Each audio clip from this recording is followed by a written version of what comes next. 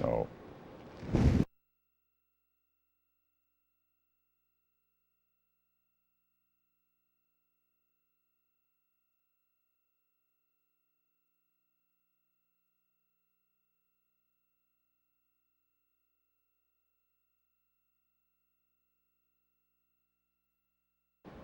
Hello, welcome to my show, Olio. My name is Susan Rushton, and as usual, before we go any further, I need to explain what Olio means.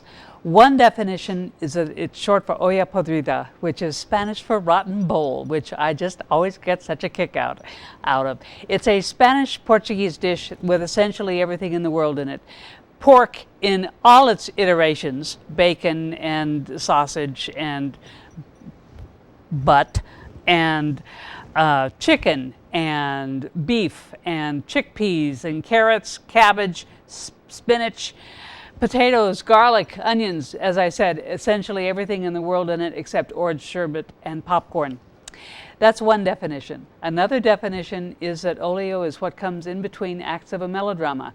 So you might have somebody juggling, you might have somebody singing, you might have somebody doing a skit, and none of it has anything to do with anything else, and certainly none of it has anything to do with the melodrama. So in other words, it's apples, oranges, and a monkey wrench. So welcome to my monkey wrench. Today, my guest is a man, a gentleman, a statesman, a person who has been a fixture in Auburn for years, for as long as I've been around, and I think it takes a fixture to know a fixture. I've been around for years also. This is Mike Holmes, Auburn Statesman, you've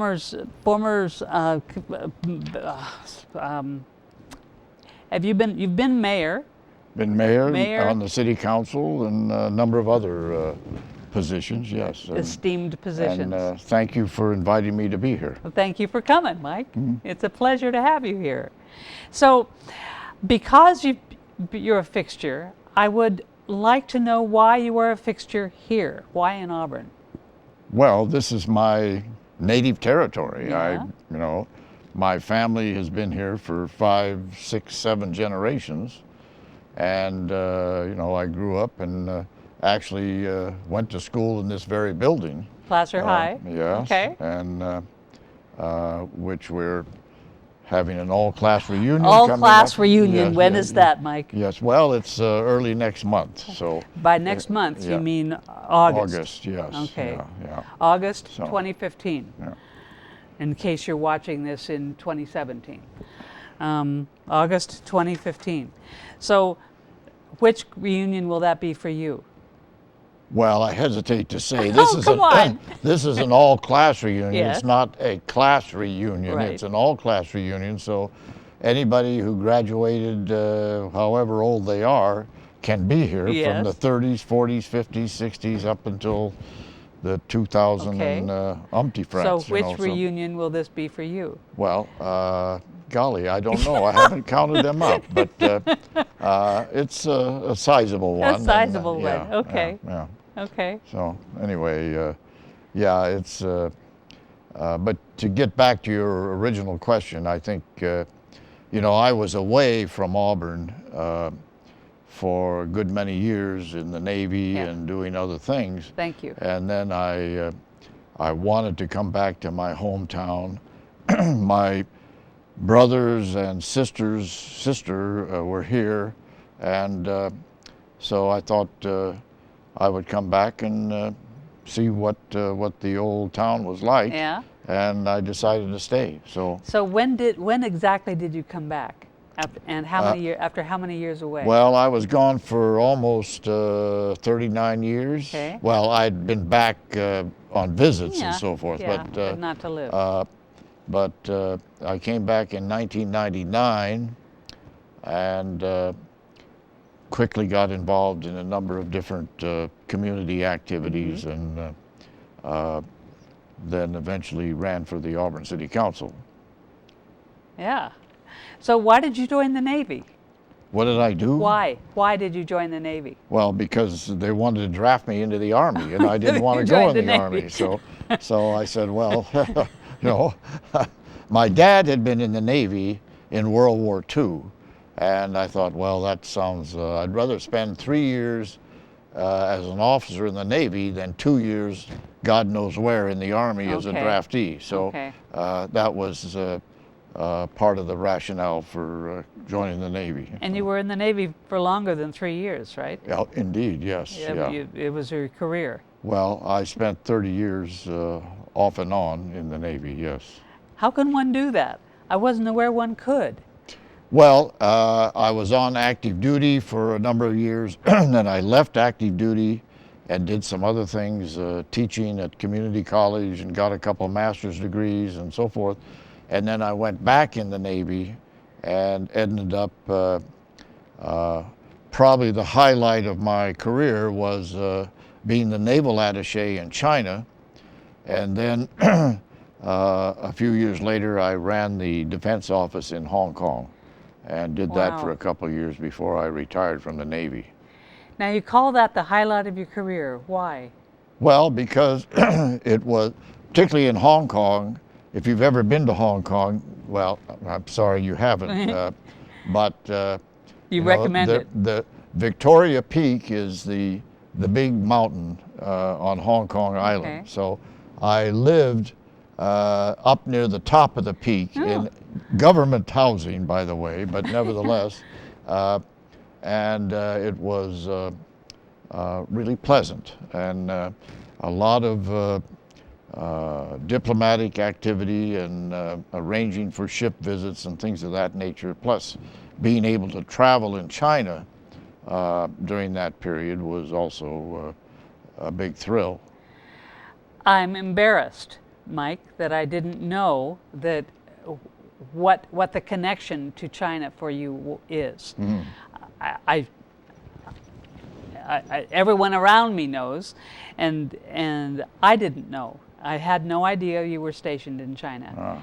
Well. And so you have this sincere fondness for the country and its people. Well, yes, and I think, I just made a trip to China about 6 weeks ago in hopes of developing a couple of different things. One, possible investment by Chinese companies coming to California, particularly the Auburn area, and also student exchanges.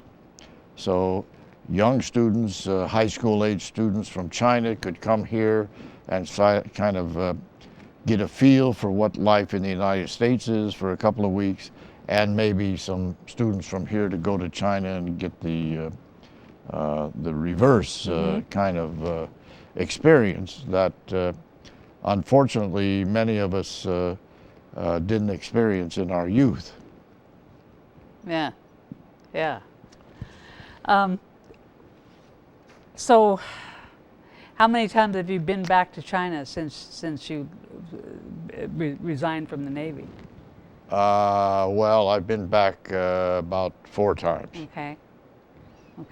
Yeah. And you have people there you connect with who can connect you. Yeah. Okay. Yeah. And they must greet you with open arms, otherwise you wouldn't keep going. Yes. Well, they're all. Fortunately, I've got some very positive relationships with a number of people in China, and I wouldn't say open arms, but nevertheless, they are very hospitable and know who very, you are. very friendly, and it's like building any kind of reputation and connections, whether it's in business or for pleasure or whatever, that over a period of time you begin to trust other people and what they have to say, and hopefully they trust me and what I'm telling them as well. Yes. Okay. I want to skip to another subject. Why did you get involved in politics? Why did I? Well, I mean, it's a very being trite. on city council is politics. Yes, but it's very. This community that I. Is it a silly question? Well, no, it's not a silly question, good. but I don't want to be trite and say, well, I wanted to give back to my community, but that's, this is the community that I grew up in, and where my values were established, going through local schools, Placer High School and Sierra College when it was here in Auburn. Yeah. And you know, I thought, well, you know, and I've lived in Southern California. I've lived in At the top of that mountain, well, Victoria Mountain. in Hong Kong, and I lived in South Korea. I lived in Beijing. I lived a number of different places, Norfolk, Virginia, and the Washington D.C. area. Spent a number of years there, but I wanted to come back to this area because that's where I felt more at home and comfortable. And so far, touch wood, it's worked out fine, you know. So. Are you going to run for office again? I've been asked. That's not a question on here. Well, but I figure I've I'd been ask asked it anyway. to, but I haven't made any decision yet. Okay. So we'll see. All right. Well, you know, just since you asked that question, running for office is a big commitment because of fundraising and Yeah. campaigning and so on and so forth. And so, in some ways, you can get more done being out of office, and Because you don't need to worry about the Brown Act, for one thing. well, that's Yeah. exactly, yes. So, and you have more flexibility in what you can do and what you can say because of, you know, all these other Brown Act and, you know, various other things that if you're in office, people aren't going to be horrified if they see you with somebody, or if you say something that is, I don't know, against or for something that other people are for or against. Well, yeah, Yeah. but that sounds like dodging the question or dodging the answer Forgive to the me, question. that's but, not something yeah. that you would do, is it?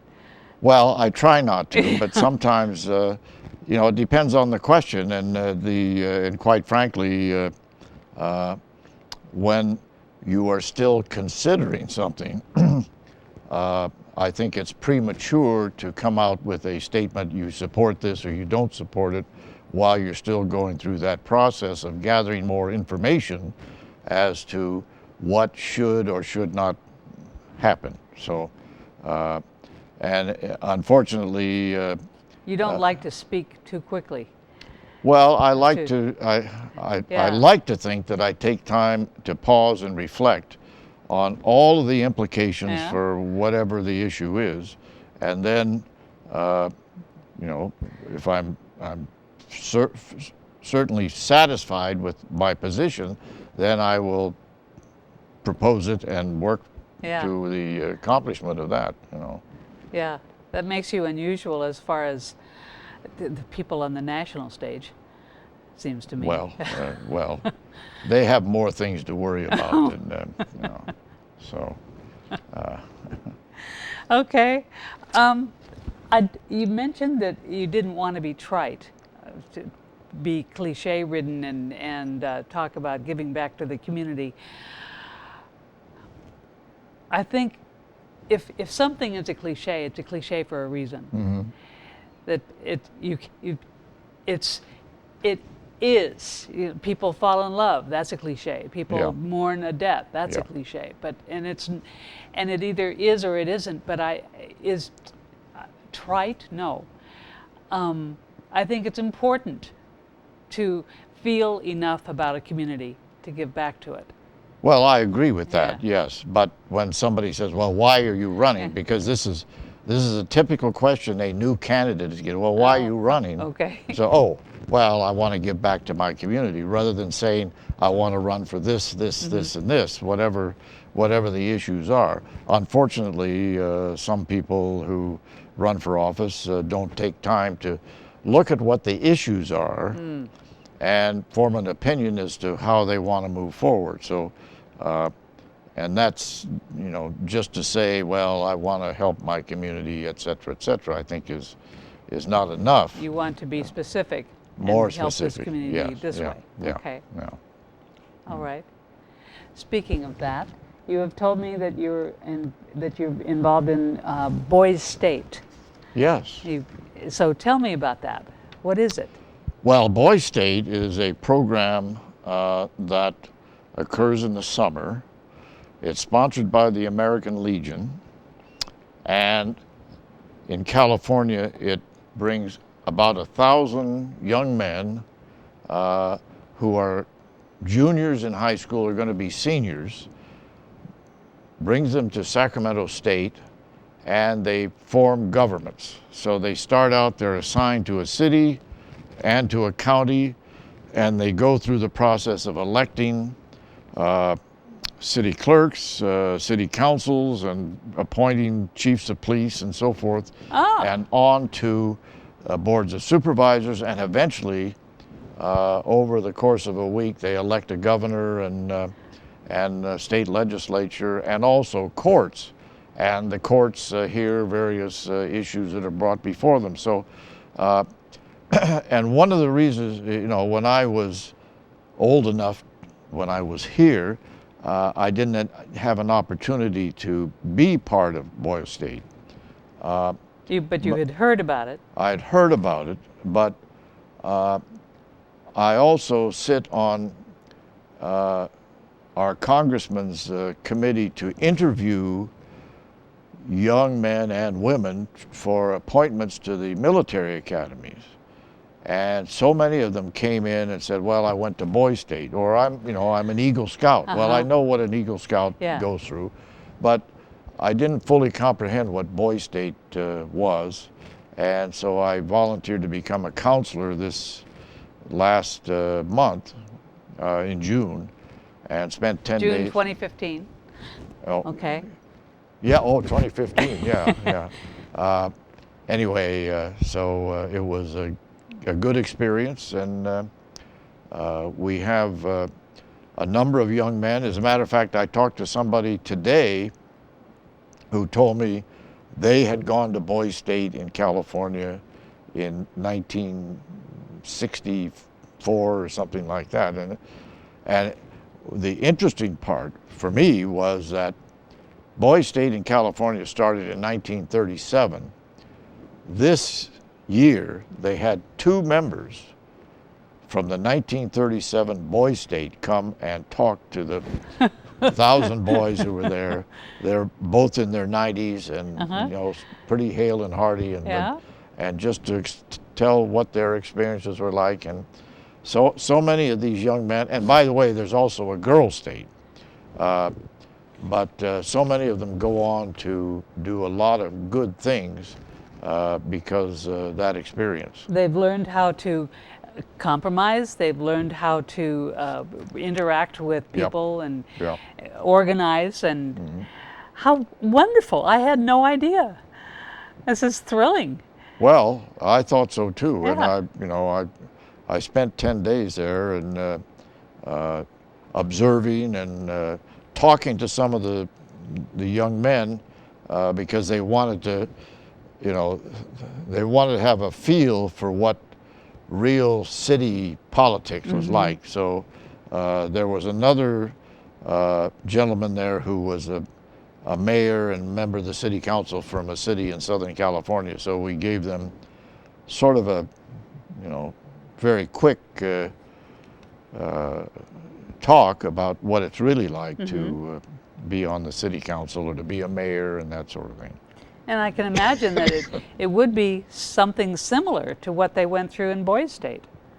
Well, similar, but similar. But it's all they do this all within a week time, so it's all accelerated. All right. But they they have a campaign to run for various offices and so forth, and they have a daily newspaper, and people put ads in the newspaper, vote for me for this, that, and the other thing. So it was a good experience, and I'm glad I went and made a contribution to this year's class. Yes. So this is an American Legion project, not just in California. No, it's all nationwide. Except for Hawaii. Okay. Hawaii, they don't have that program, The original one was done in the Midwest in 1935. Okay. The first one in California was 1937. All right. And And since we're talking about Boys State, we should mention that if anybody is interested in Girls State or Boys State, they should go online to AmericanLegion.org. Well, there's a website for American Legion Boys State, and I'm sure there's one for the Girls State as well. And the candidates who go are normally nominated by their school counselors, and then they normally go through an interview process with the local American Legion post, and then they're selected from that group and then go to Boys State. So. Sounds like a terribly responsible thing to do, and I hope they're also enjoying it. Well, I think most of them do. Because but you know, there's good to put on some. their resume. I observed some that were there who probably shouldn't have been there, but most of them were you know, top-notch kids, and you know, they. Are you going to do this again? Well, I don't know. I'm thinking about it for next year, Okay. but you know, we'll see. Okay. So we've talked about China. We've talked about Boys State. My next question is, what's cap to cap? Oh, cap to cap. Cap to cap.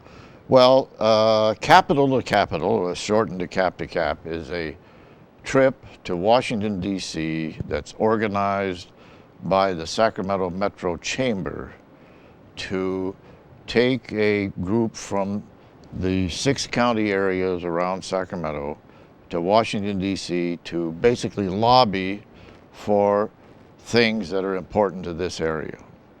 So the water. Water. In most of the trips that I've made, my basic task was air quality.